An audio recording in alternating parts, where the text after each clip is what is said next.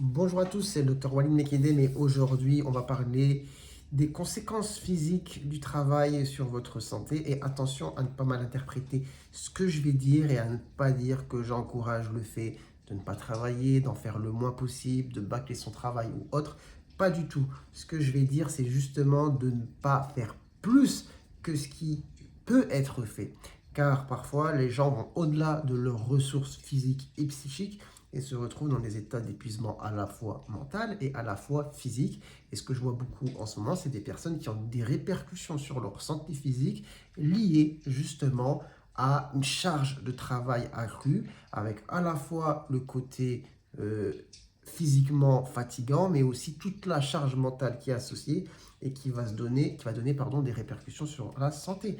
Ce matin, par exemple, que vois-je? Eh bien, quelqu'un qui déclenche un zona. Alors, ce n'est pas le genre de choses qui arrivent comme ça, sans facteur un petit peu déclenchant, précipitant. On était dans le cadre justement d'un gros stress lié au travail. Dans la suite, j'ai vu d'autres manifestations chez d'autres personnes, des manifestations physiques liées soit à des états de stress, soit à des états d'épuisement. Alors, attention aussi à pas mal interpréter ce que je vais dire. Il y en a beaucoup qui vont dire, oui, le médecin, à chaque fois, il dit c'est à cause du stress ou c'est le stress. Là, ce que je dis, c'est qu'il y a évidemment des choses tangibles physiquement, par exemple, voilà, un zona, mais que derrière, on a des éléments précipitants, favorisants, déclencheurs.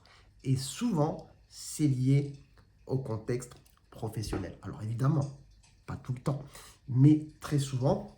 En tout cas, dans ma pratique, c'est quelque chose que je vois beaucoup.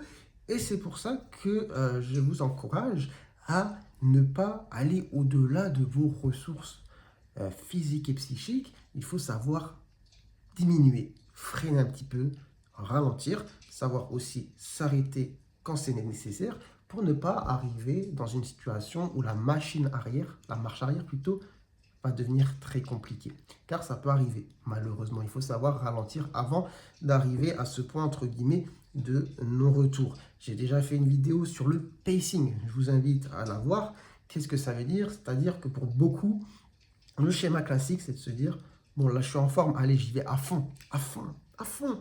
Et en fait, vient un moment où vous dépassez vos ressources et là, s'ensuit un crash. Bim. Quand vous êtes dans le crash, c'est très compliqué, vous êtes épuisé, souvent les gens tombent malades, ont des répercussions physiques, prennent le temps qu'il faut pour que ça aille un petit peu mieux. Dès que ça va mieux, on reproduit le même schéma. Sauf que si on fait un dessin sur une feuille, eh bien, pic, crash, eh bien, à la fin, on fait une courbe qui descend pour arriver à un moment où on est à un niveau d'énergie extrêmement bas et on peut se retrouver dans des situations très compliquées de santé physique et ou mentale. Et voilà, c'est ce que j'aimerais que vous évitiez. Et c'est pour ça que je vous dis, évitez de vous tuer la santé pour un travail, pour un salaire.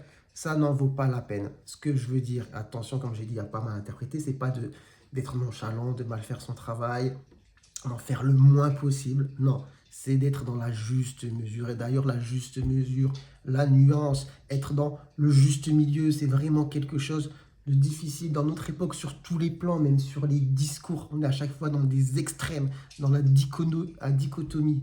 Il faut être dans le juste milieu. Voilà, c'est ce que je voulais vous dire. Je vais m'arrêter là. Prenez soin de vous, prenez soin de votre santé et j'espère voilà, vous retrouver pour de prochaines vidéos. Allez, ciao ciao.